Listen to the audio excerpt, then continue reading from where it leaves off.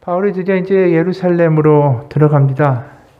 이 가이사랴에서 예루살렘으로 들어가는데 거기에 동행하는 이들이 있었다.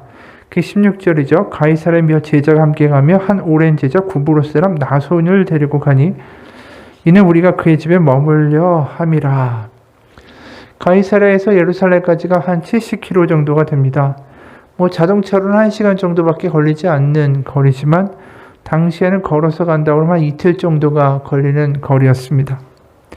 이 나손이라는 사람이 이제 오래된 제자고 예루살렘에 이제 집을 소유하고 있었기 때문에 바울과 유럽에서 온 그리고 또 에베소에서 온 여러 교회 대표들을 다 머물게 해주기 위해서 자기 집을 제공하겠다. 그래서 가이사랴에서부터 같이 길을 떠나게 된 거죠. 아마 그 일행 정도가 아마 바울을 포함해서 한 9명 정도가 됐을 거예요. 또 가이사랴에서 떠난 제자들까지 합치면 한 15명 정도? 그 정도의 인원이 이제 한 집에 머물러야 되는 거죠. 나름대로는 이 나손이라는 사람이 꽤 부자였던 것 같아요. 큰 집이 있어야지 그 정도 인원을 또 재우고 또 대접할 수가 있으니까. 하여튼 그들의 멀리서 온 정말 얼굴도 본 적 없지만 예수 그리스도의 복음을 듣고 성령을 체험하고 그래서 그 먼 거리에서 예루살렘 교회를 돕겠다고 헌금과 연보를 가지고 온 그 사람들을 보면서 이 가이사랴에서 만났던 이 나손이라는 사람도 마음이 뜨거웠겠죠.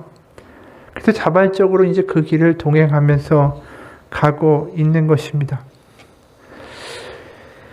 그가 이제 예루살렘으로 도착을 하죠. 예루살렘으로 도착을 하는데 그 예루살렘에서 도착한 다음에 야고보를 만나게 됩니다. 바로 이 사도 야고보, 12제자의 야고보가 아니라 예수님의 형제인 야고보가 그 당시 예루살렘 바로 교회의 수장이었어요. 그래서 그 수장인 야고보를 먼저 만나죠. 17절에 예루살렘에 이르니 형제들이 우리를 기꺼이 영접하거늘 그 이튿날 바울이 우리와 함께 야고보에게로 들어가니 장로들도 다 있더라. 바로 장로들도 있고 야고보도 있고 그 가운데 각 교회 대표들이 자신들이 가지고 온 헌금과 연보를 내어놓고 이제 바로 한 번도 보지 못했지만 예수 안에서 한 형제가 되고 한 몸이 된다라는 걸 몸소 이제 바울을 통해서 그 열매들을 통해서 보게 된 거죠. 그러면서 이제 바울이 이야기를 하는 겁니다. 19절에 바울이 문안하고 하나님이 자기의 사역으로 말미암아 이방 가운데서 하신 일을 낱낱이 말하니 그들이 듣고 하나님께 영광을 돌리고 이게 정말 하나님이 하신 일이죠. 눈앞에 이방인들이 자신들을 어떻게 보면 유대인들은 이방인들을 멸시하죠.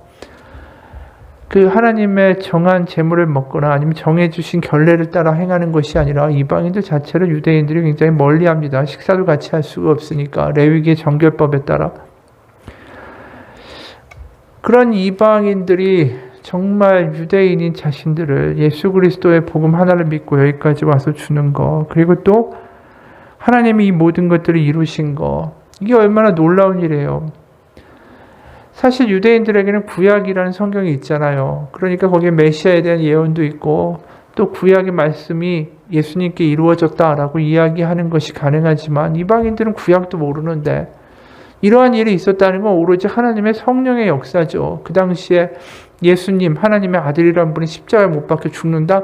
그건 헬라 사회나 유대인 사회나 다 어리석고 말이 안 되는 일이에요. 근데 그 예수 그리스도가 하나님의 아들이다라는 걸 믿게 된 건 온전히 하나님의 성령의 역사 아니고서 설명이 안 되는 것이죠. 게다가 오순절 전에 얼마나 애써서 달려왔어요.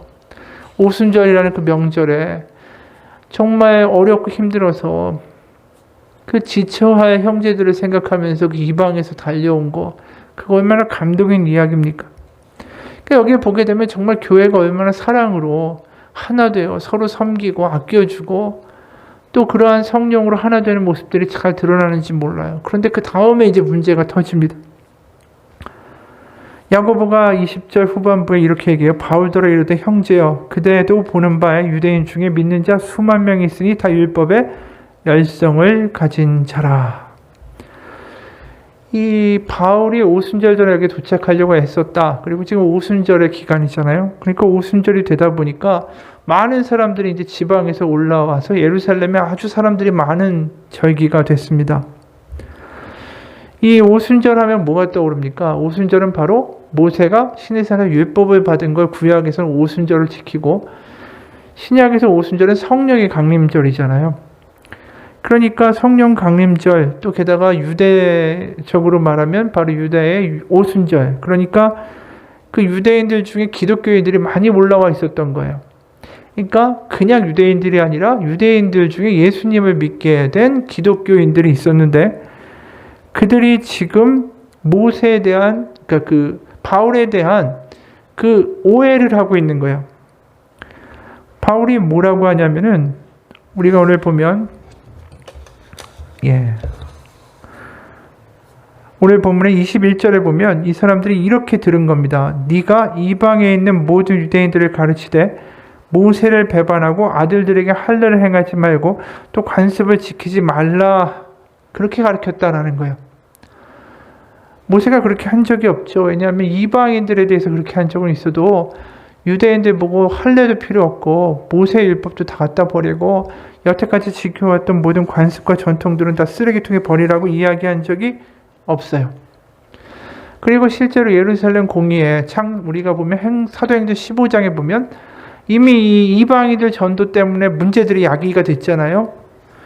그래서 그 예루살렘에서 모여가지고 사도행전 15장에 보면 회의를 했어요. 그래서 유대인들에 대한 결정사항이 나온 게 아니라 이방인, 그러니까 유대인 기독교인들이 아니라 이방인 기독교인들에 대한 최종 결의가 나온 게 바로 25절이었어요. 주를 믿는 이방인에게는 우리가 우상의 제물과 피와 목매어 죽인 것과 음행을 피할 것을 결의하고 편지하였느니라. 그러니까 지금 이런 결정이 분명히 있었던 거죠. 유대인들 보고 율법을 지키지 말고 다 할례도 하지 말라고 한 적이 없어요. 그리고 바울의 선교는 예루살렘 교회의 허가를 받아서 그래서 이제 이방인 선교를 한 것이죠.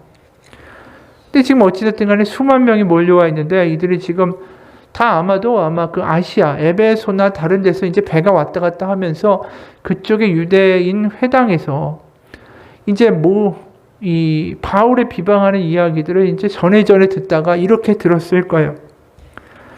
근데 사실은 가만히 생각해 보면 이게 말이 안 되는 게 바울의 일행 중에는 디모데도 있습니다.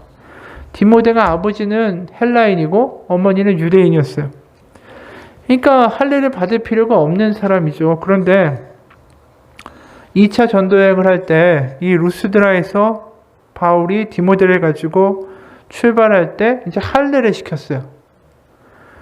왜냐하면 그 유대인들이 보기에 이 바울과 또 디모데 이 사람들이 모든 율법과 할례를 다 어긴다고 생각하면서 이제 그 남아있는 루스드라의 교회에 있는 사람들과 디모데 가족들을 또 힘들게 할 걸 생각해서 굳이 받을 필요는 없지만 할례까지 시켰단 말이죠.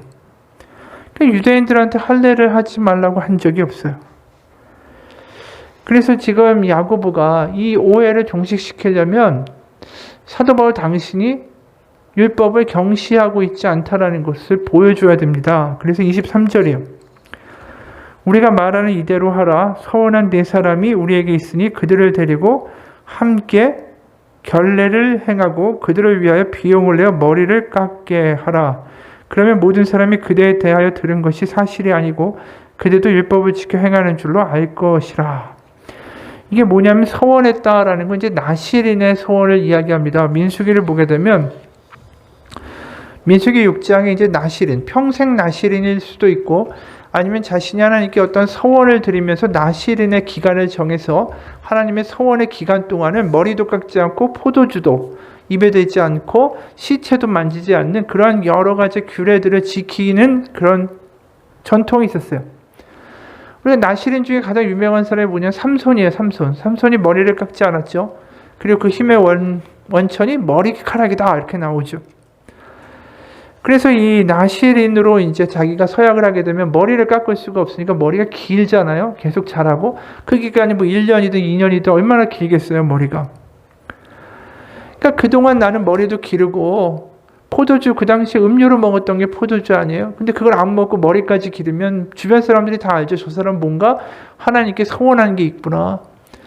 그러니까 온전하게 자신의 삶을 하나님 앞에 서원하고 그것을 위하여 기도하고 그 안에 하나님을 생각하면서 겸손하게 지내겠다라는 게 서원의 기간이었던 거예요. 그런데 이제 나실인의 서약이 딱 끝나면 가서 머리를 자르는데 그냥 자르는 게 아니라 그거를 성전에서 행해야 되는 거예요. 그래서 민수기 6장 13절에서 15절을 보게 되면 나실인의 기간이 만료된 사람은 7일 동안 성전에 머물면서 정결 예식을 행해야 됩니다. 그리고 8일째는 머리를 깎는 거예요. 그러니까 이제 정결 예식을 한다는 건 제물도 바치는 거잖아요. 그럼 이제 비용이 들게 되죠. 그래서 지금 야고보하고 예루살렘 교회의 장로들이 바울에게 이야기하는 거는 이 나실인 서원을 했던 사람 4명과 같이 성전에 가서 그 8일 동안 있으면서 그들이 드는 모든 비용을 지불해 주고 그러게 되면 사람들이 이 바울도 율법을 지키는 사람이구나 라고 생각하게 될 것이다. 그래서 그 오해를 풀어라 그렇게 해서 얘기를 한 겁니다. 그래서 바울이 어떻게 하냐면 26절에 바울이 이 사람들을 데리고 이튿날 그들과 함께 결례를 행하고 성전에 들어가서 각 사람을 위하여 제사 드릴 때까지 결례 기간이 만기된 것을 신고하니라. 그래서 야고보 사도와 장로들이 이야기한 대로 했다라는 거예요. 그래서 자신이 유대인의 관습과 율법과 할례를 무시하는 것이 아니다라는 걸 보여줬습니다. 근데 거꾸로 우리가 여기서 잘 생각해 보면 우리가 서신서나 로마서나 갈라디아서를 보게 되면 할례가 소용없다라는 거 얼마나 바울이 강조해요. 구원은 믿음으로만, 오직 율법이 아니라 믿음으로. 율법은 초등교사에 불과하고 우리가 성령으로 말미암아 하나님의 자녀가 돼서 아빠, 아버지라고 부르는데 더 이상 율법은 아니다. 율법은 죄를 깨닫게 하는 것뿐이다 라고 이야기하죠. 이에 대해서 로마서 7장을 봐도 율법에 대해서 얼마나 부정적인 이야기가 나오는지 한번 우리가 보도록 하죠.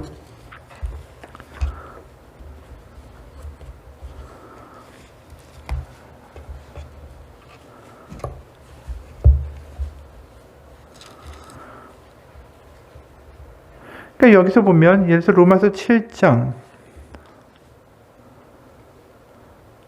5절, 6절 보면 우리가 육신에 있을 때에는 율법으로 말미암는 죄의 정욕이 우리 지체 중에 역사하여 우리로 사망을 위하여 열매를 맺게 하였더니 이제는 우리가 얽매였던 것에 대하여 죽었으므로 율법에서 벗어났으니 이러므로 우리가 영의 새로운 것으로 섬길 것이요 율법 조문에 묵은 것으로 아니할지니라.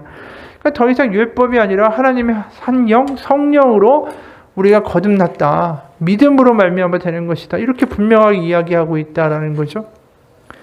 그럼 도대체 바울이 또 율법은 여기서 지키는 모습을 보여주는 거, 이걸 우리가 어떻게 이해해야 할까? 고린도전서에 보게 되면 바울이 예루살렘에 오기 전에 이제 고린도 교회에다 보낸 편지가 있습니다. 고린도전서 9장 19절에서 23절. 고린도전서 9장 19절에서 23절입니다. 고린도전서 9장 19절에서 23절 세 번역으로 한번 읽어보겠습니다. 나는 어느 누구에게도 얽매이지 않은 자유로운 몸이지만 많은 사람을 얻으려고 스스로 모든 사람의 종이 되었습니다. 유대 사람들에게는 유대 사람을 얻으려고 유대 사람같이 되었습니다. 율법 아래 있는 사람들에게는 내가 율법 아래 있지 않으면서도 율법 아래 있는 사람을 얻으려고 율법 아래 있는 사람같이 되었습니다. 율법이 없이 사는 사람들에게는 내가 하나님의 율법이 없이 사는 사람이 아니라 그리스도의 율법 안에서 사는 사람이지만 율법 없이 사는 사람들을 얻으려고 율법 없이 사는 사람이 되었습니다. 믿음이 약한 사람들에게는 약한 사람을 얻으려고 약한 사람이 되었습니다. 나는 모든 종류의 사람에게 모든 것이 다 되었습니다. 그것은 내가 어떻게 해서든지 그들 가운데서 몇 사람이라도 구원하려는 것입니다. 나는 복음을 위하여 이 모든 일을 하고 있습니다. 그것은 내가 복음의 복에 동참하기 위함입니다. 이게 무슨 이야기냐면 율법을 지키고 안 지키고는 구원에 상관이 없다라는 그 바울의 믿음은 변함이 없어요. 그런데 율법 아래에 있는 사람들에게 복음을 전하기 위해서는 내가 율법이 아래에 있는 사람같이 처신할 것이고, 또 율법이 없는 사람에게는 당연히 율법의 이야기를 하지 않고, 내가 약한 사람에게는 또 그 사람들을 구원하기 위해 내가 약한 모습으로 이 살아가는 그러한 지혜를 이제 보여준다라는 것이죠.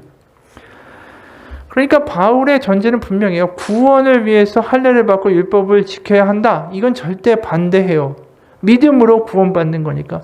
하지만 율법과 할례를 함으로써 유대인들에게 복음을 전할 수 있다면 얼마든지 그 율법과 할례를 지켜서 보여주겠다라는 거예요. 그러니까 율법과 할례가 어떤 능력을 가진 건 아니지만 그들에게 다가가는데 걸림돌이 된다면 그걸 지켜서 그들에게 나아가겠다라고 이야기하는 거죠. 그럼 목표는 뭐냐면 복음 안에서 한 사람이라도 더 구원하겠다. 그게 목표였던 거예요. 유대인을 얻기 위해서는 유대인같이 하고, 율법 없는 이방인을 얻기 위해서는 그 사람의 그 방식에 맞춰줘서 그러한 모습으로 이제 전도와 복음을 전하는 것이죠. 그러니까 결국 이제 바울이 복음을 위해서 지금 이 일을 하고 있는 겁니다. 그렇기 때문에 뭐 율법을 지켜야 된다라고 주장하는 게 절대 아니에요, 이 장면이. 그래서 우리가 이 유대인 기독교인들을 보게 되면 참 여기서 어떤 문제의 발단을 보게 되죠. 그러니까 유대인 기독교인들은 어떻게 생각하냐면은 율법을 지키고 그리스도도 믿어야 구원을 받는다라고 믿고 있는 거예요, 아직은. 그러니까 지금 바울이 이야기하는 기독교의 방식에 대해서 이제 부정하고 있는 것이죠. 왜냐하면 이들이 자신들이 이제 기독교, 예수 그리스도를 믿게 됐지만 여전히 자신들은 할례를 받는 그 이스라엘 민족에 속해 있고, 또 할례는 이스라엘 민족에게 주신 하나님의 언약의 상징이고, 또 율법 또한 그런 것이고, 그렇기 때문에 어릴 때부터 믿고 지켜왔던 이것을 결코 포기하는 것 자체가 있을 수 없다라는 거예요. 구약에 나와 있는 하나님의 언약과 약속을 자신들은 저버릴 수 없다. 그러면서 동시에 이제 예수님을 믿게 되니까 어떤 일이 벌어지겠어요? 이방인들과 같이 함께 하는 게 굉장히 이게 벽이 생겨버리는 거예요. 보이지 않게. 자신들은 자신들의 신앙 안에서 어쩔 수 없이 이렇게 해야 된다고 하지만 이게 이방인들과의 벽이 쳐지는 게, 예를 들어서 우리가 사도행전 11장에 보게 되면 베드로가 고넬료의 집에 가잖아요. 그리고 거기서 성령이 임해서 고넬료 백부장에게 하나님의 성령이 떨어져서 그가 하나님의 성령 체험을 하게 돼요. 그러고 나서 이제 베드로가 돌아오니까 대번에 이제 비난이 터져 나온 거예요. 사도행전 11장 1절.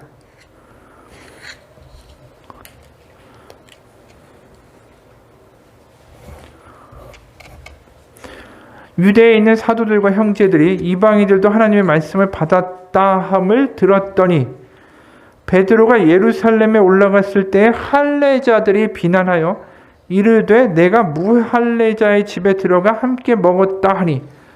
그러니까 지금 무할례자라는 건 이방인이에요. 이방인의 집에 들어가서 베드로 네가 어떻게 거기 가서 먹을 수가 있냐. 왜?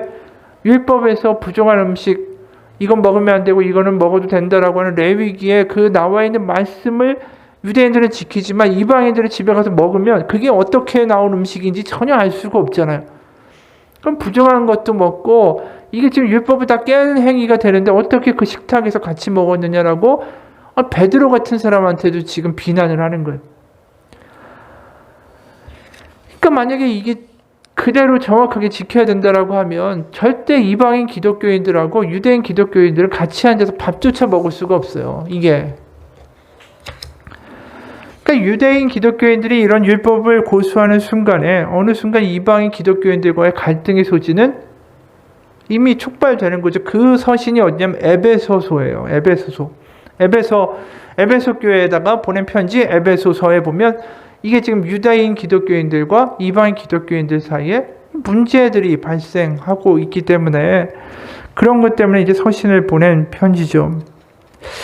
그러니까 우리가 성찬이라는 게 뭐예요? 모여서 주님의 식탁 가운데 앉아서 같이 우리는 한 형제고 한 자매다. 그래서 예수님의 피와 몸을 먹는 것인데 지금 이게 어떻게 하나가 되겠어요? 이러한 모습이. 그러면서 정작 바울이 얼마나 뜨겁게 하나님의 복음을 전하기 위해서 그 수고하고 몇천 킬로나 되는 길을 다니면서 오로지 하나님의 복음 전하겠다고 다녔는데 그 바울을 죽여버리겠다라고 나온다는 게 이게 말이 돼요? 그러니까 자신들이 하나님을 잘 믿고 예수님도 믿기 때문에 바울을 죽여야 된다라는 결론에 이뤘다는 것이죠. 그러니까 이게 교회를 결국은 쪼개고 비극을 만드는 거예요. 우리가 이걸 보면서 무슨 생각을 할까요? 하나님을 믿어도, 그리스도를 믿어도 내 생각과 내 기준을 가지고 들어오면 그게 어느 순간 벽을 치는 행동이 되고 그게 남을 상처 줄 수 있는 일들이 많이 될 수 있다는 거예요. 그러니까 이 이야기를 좀 우리 삶 속에서 보는 어떤 예들을 이야기하면 이 오래된 교회들 있잖아요. 100년, 150년, 120년 된 교회들 보면 그 얼마 전에 기독교 방송을 보는데 이런 이야기를 하시더라고요. 이 강단에다가 이렇게 목사님들 물을 떠다 주는데 이 물을 떠다가 올리는 권사님들은 월경이 끝난 분이어야 된대요. 이게 무슨 황당한 이야기야 할 텐데 우리 성경 일독하면서 레위기에서 봤을 거예요. 출산하거나 월경할 때 하혈하는 것은 부정한 것이니 뭐 며칠 동안에 어떻게 하고 이런 게 다 나와 있잖아요. 그래서 안 된다는 거예요, 지금도. 그리고 안식일을 지켜야 되기 때문에 안식일인데 어떻게 교회에서 체육대회를 하고 외식을 하고 뭘 하고 이거 안 된다. 주일날 대충 옷을 입고 온다. 이거 말도 안 되는 얘기고 그 전날 탁 칼같이 다린 옷을 가지고 딱 입고 나와야지. 어떻게 안식일인데. 그리고 그런 교회에서 보면은 지금도 여전도의 주일, 남선교의 주일, 뭐 3.1절, 광복절 다 지켜요. 그리고 찬송가를 더 선호하지 북치고 장구 치는 것처럼 북치고 드럼 치고 뭐 기타하고 샌디하고 이거 굉장히 좀 어색해했던 것들이 있었죠. 지금은 그나마 많이 변한 거고요. 우리가 저희 어릴 때 교회가 보면은 장로님들이 드럼 치는 걸 얼마나 불경스럽게 생각했는지 젊은 친구들이 드럼만 만져도 난리 나는 거예요. 근데 제가 이 이야기를 왜 얘기하냐면 이 시작이 선한 의도일까요? 나쁜 의도일까요? 의도는 선했어요. 왜냐하면 하나님 믿는데 경건해야지. 경외를 가져야지. 그런데 그게 어느 순간 절대화가 되니까 무슨 일이 벌어지냐면 그걸 안 지키는 사람들 비방하기 시작했어요.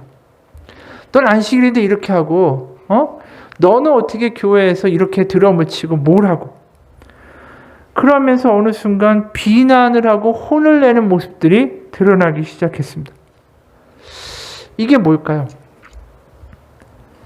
중요한 건 우리가 하나님을 잘 믿고 하나님의 말씀과 하나님의 성령 가운데 충만해서 사랑하고 긍휼해서 하나의 공동체를 만드는 게 중요한 거지 교회의 전통이 중요한 게 아니라는 거예요. 그걸 지키다가 젊은 세대를 다 떠나가고 엉뚱하게 교회에서 상처받는 사람들 벌어지고 교회가 사랑으로 하나 되는 게 아니라 벽을 치고 그걸 지키나 안 지키나 감시하는 데가 돼버렸다라는 거예요. 그건 뭐야? 자신들이 생각하는 전통과 기준이 하나님보다 위에 올라간 거죠.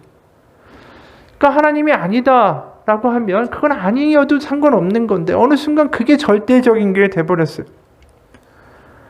자신들이 믿는 신념과 전통이 하나님보다 더 위에 있을 때 그게 문제인데 지금 유대인 기독교인들이 그 문제를 가지고 있는 거예요. 하나님이 이제 새로운 시대를 시작하셨다.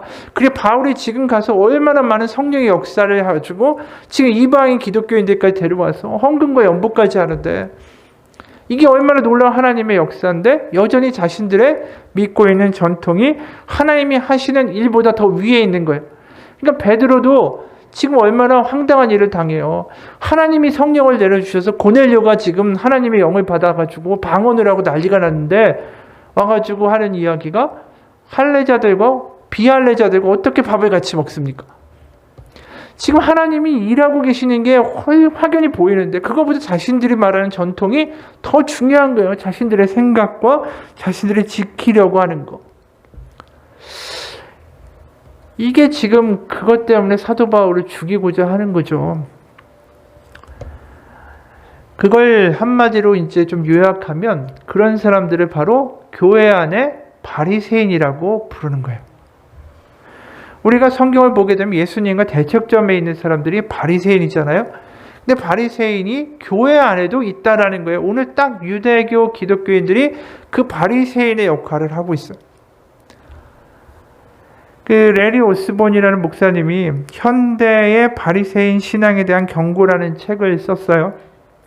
거기에 보면 우리도 바리새인이 될 수 있다라는 거죠. 어떤 사람이 바리새인이 되냐면 이분이 이렇게 썼어요. 바리새인이 되기를 원해서 스스로 바리새인이 되는 사람은 아무도 없다. 왜냐하면 바리새인은 나쁜 사람들이라는 것을 우리가 다 알고 있기 때문이다. 마찬가지로 거울 속 자기 모습을 비춰보면서 스스로 바리새인이다라고 말하는 사람도 없다. 스스로를 나는 바리새인이에요 라고 이야기하는 사람 만나본 적도 한 번도 없다. 당신도 마찬가지일 것이다. 바리새인이란 단어는 언제나 다른 사람을 묘사하는 데 사용된다. 하지만 우리도 우연히 바리새인이 될 수 있는데 그것은 오히려 바리새인들이 하나님의 말씀을 사랑하고 그것에 따라 살기로 최선을 다하는 사람들일 때 그 일이 벌어진다. 이 좀 무슨 이야기인가 싶죠? 하나님께 열심인 사람들이 바리새인이 된대요. 아까도 우리 봤잖아요. 그 장로님들 막 옷 쫙 다려입고 뭐 지키고 안식일은 안 된다고 그러고 지금 유대인 기독교인들도 마찬가지잖아요. 다 지켜야 된다고 그러고 얼마나 열심히니까 바울까지 죽이자고 그러지. 그러니까 열심인 사람들이 바리새인이 될 수 있다는 거예요. 그러면서 이분이 6가지의 현대 믿는 사람들이 바리새인이 될 수 있는 경우가 있다. 첫 번째는 언제부턴가 어긋난 열심에 빠지기 시작하면서 남들과의 비교를 통해 자신의 신앙을 높이려는 함정에 빠질 때, 어느 순간 내가 볼 때 저 사람보다 내가 낫다라는 생각이 들기 시작한다는 거예요. 그러면서 두 번째로, 그러면서 나는 지금 영적으로 좀 리더인데 내가 이렇게 이야기하고 가르치고 뭔가 이제 올바른 길이라고 말하고 있는데 그걸 잘 따라오지 못하는 사람들을 어느 순간 은근히 무시하면서 영적으로 아직도 뭐 어려서 그래 뭐 이런 식으로 이야기하기 시작한다는 거죠. 그리고 세 번째는 어떤 일이 벌어지냐면 그렇게 그 사람들은 이제 배타적으로 바라보잖아요. 열등하다고. 그러면서 어느 순간 공동체에서 함께 품어가야 되는 사람들을 어느 순간 저 사람들은 우리 공동체에 도움이 안 돼 라고 걸러내기 시작한다는 거예요. 그리고 네 번째, 스스로 이제 자신이 헌신돼 있고 나는 엘리트다, 믿음의 엘리트라는 생각을 갖고 있는 사람들은 스스로 율법주의적인 장벽을 세우기 시작한대요. 예를 들어서 제대로 믿으려면 새벽 기도는 단 한 번도 빠지면 안 되고 매일 큐티해야 되고 뭐 해야 되고 이런 것들을 아주 칼같이 세워놓는다는 거예요. 그러면서 거기다 하나씩 더 얹어요. 자신이 헌신하고 있는 것만큼 그래도 이 정도는 돼야지. 그러면서 그 담장을 세워놓고 이 정도의 허들은 넘어가야지 그리스도인이라고 부를 수 있어라고 생각한다라는 거죠. 그러면서 다섯 번째, 자신도 때로는 그걸 못 지키면서, 그러면서 어떤 이야기가 나오냐면 내가 지금은 나이 먹어서 그렇지만 옛날에 내가 제대로 예수님 뜨겁게 믿을 때는 이것도 하고 저것도 하고 다 했어. 이게 옛날 이야기하기 시작한다라는 거예요. 그러면서 여섯 번째, 자신은 그런 모양을 갖고 있으면서 여전히 자신이 지향하는 소명과 사명이 너무나도 옳고 하나님이 주신 것이기 때문에 그걸 따라 다 가야 되고 그걸 따라 안 가는 사람들은 어느 순간 비난하기 시작한다는 거예요. 그러니까 지금 이야기를 가만히 보면 다 하나로 모아지죠. 사랑이 없어요. 그래서 이 책에서 이런 이야기를 했습니다. 우리는 구원받지 못한 사람들, 그리고 세상에서 죄인이라고 하는 사람들은 여전히 사랑하지만 그러나 어이없게도 오히려 교회 안에서 온전하게 헌신하지 못하는 그리스도인들을 오히려 비난한다는 거예요. 이게 참 말도 안 되는 얘기인데 이런 일이 벌어져요, 실제로. 교회 안에서 열심히지 않은 사람들을 비난하는 그러한 사람들, 그러면서 이제 교만하게 자기가 판단을 하고, 실제로 하나님이 그 사람들을 어떻게 바꿔가실지, 하나님의 때가 언제 올지 그걸 하나님이 아시는 거잖아요. 우리가 그 사람들을 비난하거나 정죄할 자리에 있는 것이 아니죠. 왜? 나중된 자가 먼저 된다라고도 그랬으니까. 그거 아무도 모르는 거예요. 하나님의 때를 어떻게 알겠어요? 그런데도 자기가 볼 때는 이건 아니고 자꾸만 그 기준을 세워가지고 그 기준에 못 맞추는 사람들 자꾸만 비난하기 시작한다라는 겁니다. 그래서 이 책을 보면서 이제 어떤 분이 소개를 했었는데 자신이 이 책을 읽으면서 너무 깨졌대요. 마음에 와닿아서. 그러면서 이제 자기가 썼습니다. 진짜 최악은 무엇인지 아는가? 직접적인 대학교에서의 선교 사역은 5년 정도밖에 경험하지 못한 이제 겨우 30대 중반의 대학 선교단체 간사인 내가 이 책에서 소개한 6가지의 바리새인들의 특징을 모두 다 경험해봤다라는 사실이다. 영적 성장이 느린 학생들이 공동체에서 도태되는 것을 자연스러운 현상으로 받아들였다. 오히려 면담까지 하면서 그들을 걸러내는 일에 열심을 냈다. 그래봤자 수준 차이가 백지장 한 장 차이인 20대 초반의 학생들에게 시답지 않은 영적 기준을 들이대고 압박했다.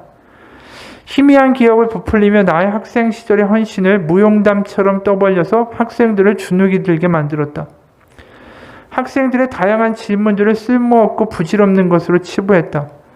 그리스도인의 인생에 있어서 최고의 소명은 전임 사역에 있는 것처럼 행세하고 다녔다. 졸업반 학생들에게 이론적으로는 어쩔 수 없이 하나님 앞에 모든 직업의 가치는 동등하다라고 강의하긴 했지만 내 우월의식은 실제 행동으로 불거져서 꼴값을 떨었다. 고작 30대 초반에 현대의 바리새인들의 특징을 모두 마스터했다.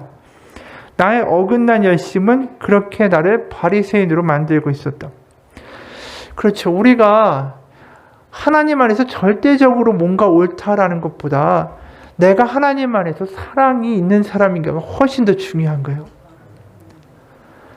사도 바울이 뭐라고 합니까? 사랑이 없으면 다 공허한 꽹고리가 치는 것 같다고 했어요. 그러니까 내 안에 하나님의 마음과 긍휼이 없으면 내가 세운 기준이 아무리 경건하다고 해도 하나님이 그러시죠. 이건 너 기준이지 내 기준이 아니라고. 우리가 남을 비난하고 비판할 시간에 그를 긍휼한 마음으로 바라보고 기도할 수 있어야 된다라는 거죠. 근데 이런 모습들이 너무 우리 가운데 많이 들어와 있어요. 이른바 열심인 사람들이 독이 될 때가 많아요. 자기 열심이. 디트리 보네포 목사님 여러 번 얘기했죠. 독일의 2차 세계대전 때 순교한 목사님. 이 목사님이 그냥 순교자뿐 아니라 아주 유명한 신학자예요. 근데 이분이 이런 글을 썼어요. 기독교 공동체 삶에 처음 들어오게 된 그리스도인들은 종종 그리스도인의 공동생활에 대한 특정 어떤 이상과 기대를 가지고 들어와 그것을 구현하려고 한다. 그러나 하나님의 은총은 이 같은 꿈들을 곧바로 깨트려 버린다. 다른 사람에 대한 커다란 실망, 그리스도인 전반에 대한 실망, 그리고 우리 자신에 대한 실망이 우리를 짓누르게 될 것이다. 그리스도교적 공동체보다 공동체에 대한 자신의 꿈을 더 사랑하는 사람은 자신을 정직하고 진지하며 희생적인 사람이라고 생각할지는 모르지만 오히려 그리스도인 공동체를 파괴하는 사람이 되고 만다. 이 말이 좀 어렵죠? 그러니까 교회에 들어와서 교회는 이래야 돼. 교회는 어떤 모습이어야 돼. 자기의 생각을 가지고 오는 사람들이 결국 교회를 다 부수어버린다라는 거예요. 그러니까 자기 스스로는 난 굉장히 모범적이고 올바른 사상을 가지고 있고 생각을 가지고 있어. 스스로는 자신하고 스스로는 괜찮다라고 생각할지 모르지만 오히려 그러한 사람들이 교회를 흔들어 놓는다라는 거예요.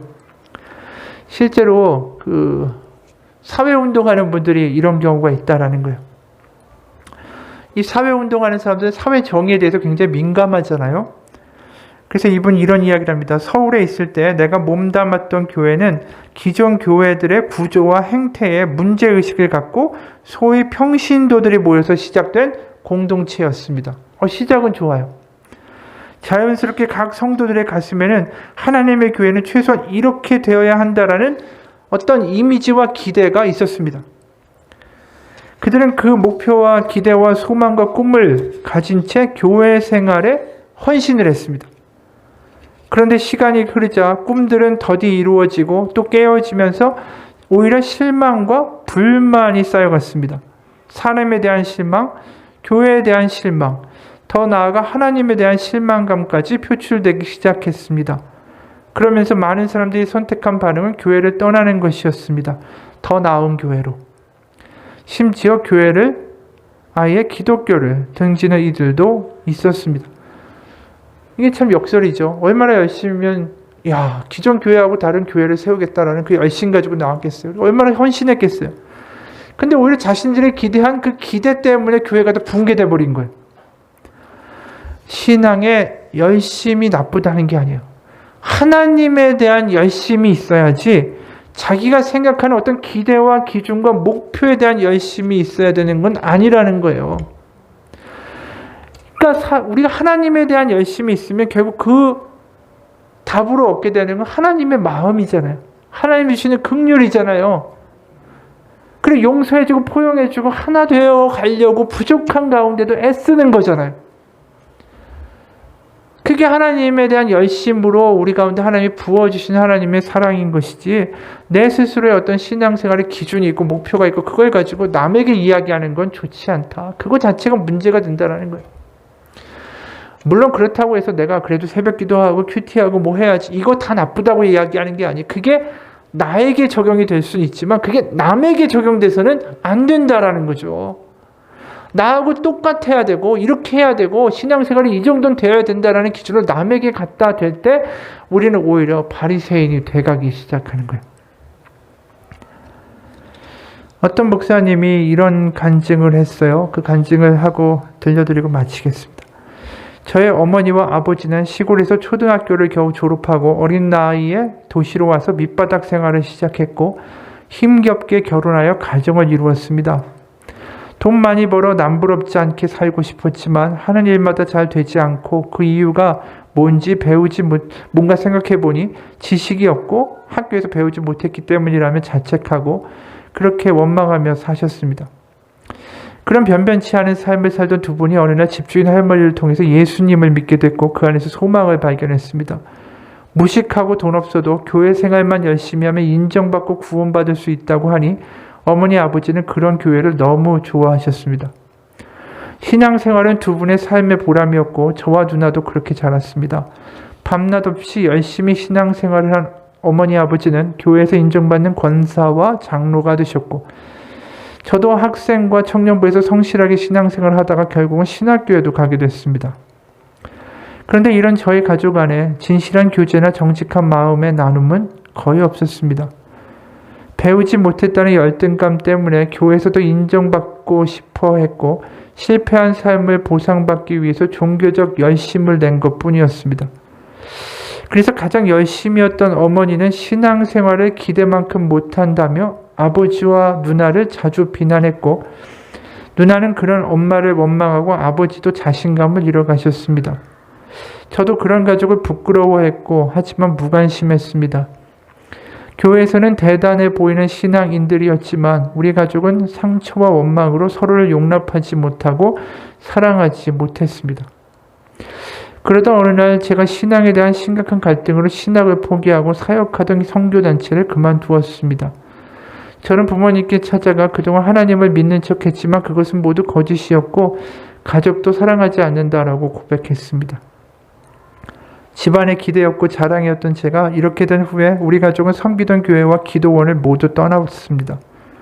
저와 우리 가족의 믿음의 밑바닥이 드러난 것입니다.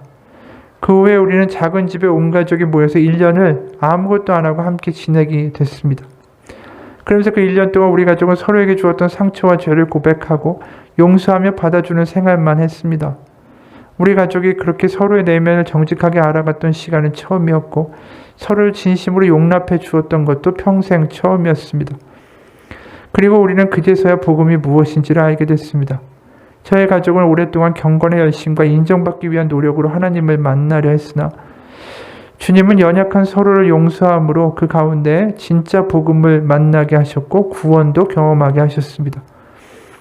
그 이후에 우리 부모님은 선교사로 헌신하셨고 아버지는 선교사로 사시다가 4년 전에 하나님 품에 안기셨고 어머니는 76세인 지금까지 선교 공동체에서 사역하고 계십니다. 그리고 저는 다시 신앙을 하고 지금의 목사가 되었습니다. 그렇죠. 신앙생활의 열심이라고 그게 다 옳은 건 아니에요. 잘못된 자기 열심이 얼마나 위험한지 몰라요.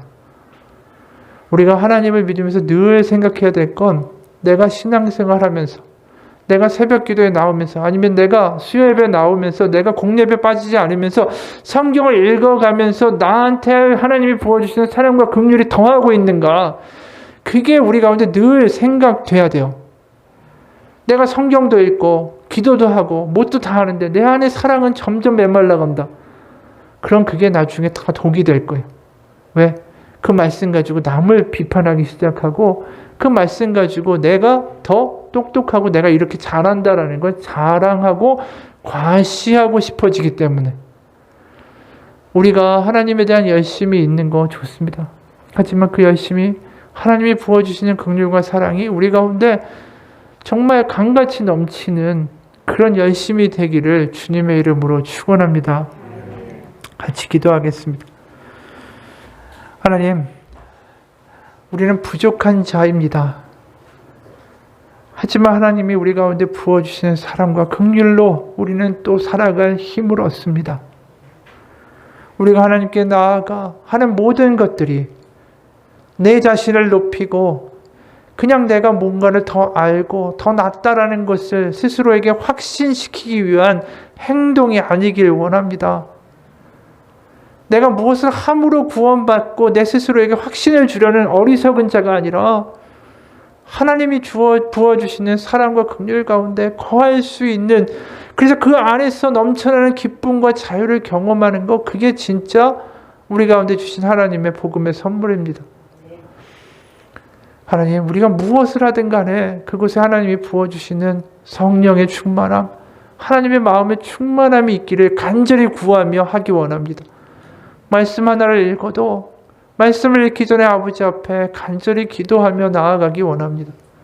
우리가 기도를 해도 그 기도하기 전에 아버지 앞에 먼저 깨어진 마음으로 나아가 하나님의 긍휼과 사랑을 구하는 마음으로 기도하기 원합니다. 그래서 그 시간이 하나님의 시간이 되기 원하지, 내가 나를 더 높이고 내가 원하는 것을 발견하기 위해서 성경을 읽는 어리석은 자의 시간이 되지 않게 하여 주옵소서. 하나님 앞에 온전하고 깨어진 마음으로 나아가 기도할 때 하나님 부어주옵소서. 질그릇 같은 우리 인생이라도 하나님의 성령의 보배로 부어주시고 하나님 깨닫게 하시고 우리의 삶을 하나님의 정말 바다와 같은 사랑으로 채워 주옵소서. 살아계신 우리 주 예수 그리스도의 이름 받들어 기도합니다. 아멘. 우리 잠깐 기도합시다.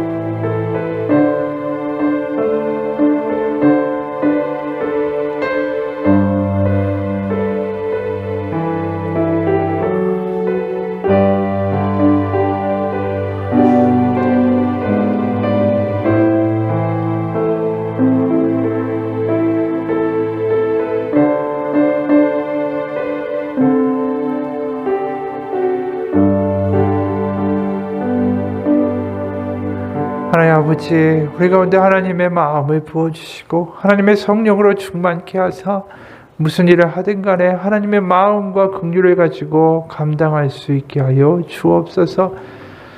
그저 머릿속으로만 알고 그저 눈에 보이는 대로만 살아가는 삶이 아니라 가슴 뜨겁게 살아갈 수 있는 삶으로 회복시켜 주시고 하나님 감동할 수 있는 삶으로 우리의 삶을 인도하여 주옵소서.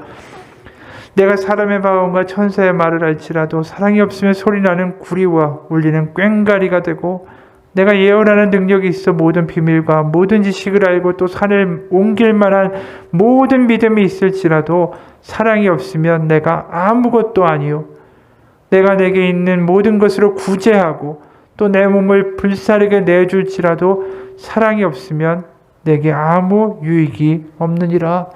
하나님, 그 말씀처럼 우리가 이 시간 하나님 앞에 간절히 구하는 것은 하나님이 부어주시는 사랑, 하나님의 긍휼, 하나님의 성령입니다. 하나님의 마음을, 하나님의 그 우리를 어여삐 보시는 하나님의 사랑을 우리 가운데 강물처럼 부어주셔서 바다와 같은 하나님의 사랑 가운데 거할 때에 우리 주변에 그 하나님의 사랑을 흘려보내는 하나님의 놀라운 통로와 손과 발이 되게 하여 주옵소서. 살아계신 우리 주 예수 그리스도의 이름 받들어 기도합니다. 아멘. 하늘에 계신